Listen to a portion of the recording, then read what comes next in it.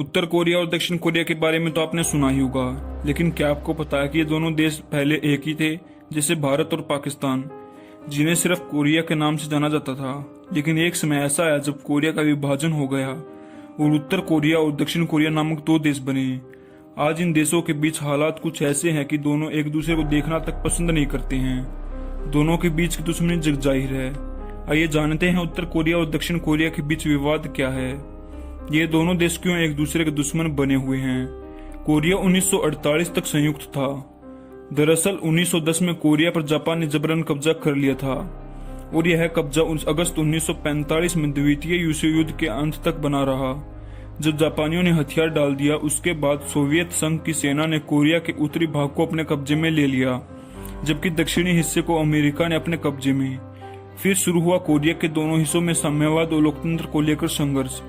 अब चूंकि सोवियत संघ और अमेरिका दोनों पहले से ही एक दूसरे के घोर विरोधी थे, ऐसे में कोरिया भी उनकी दुश्मनी की भेंट चढ़ गया।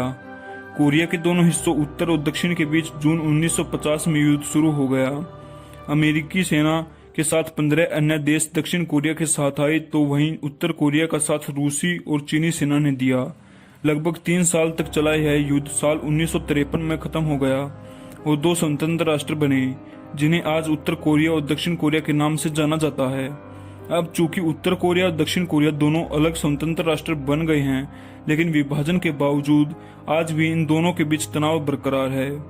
कहते हैं कि 1968 में उत्तर कोरिया ने दक्षिण कोरिया के राष्ट्रपति की हत्या की नापाक कोशिश की थी, जिसने इन दोनों के देशों के बीच तनाव और बढ़ा दिया। इसके अलावा 1983 में म्यांमार में एक बम धमाका हुआ था, जिसमें दक्षिण कोरिया के 17 नागरिक मारे गए थे। इस धमाके का तार उत्तर कोरिया से जोड़ा गया। उत्तर कोरिया पर दक्षिण कोरिया के विमान पर बम बरसाने का आरोप लगा।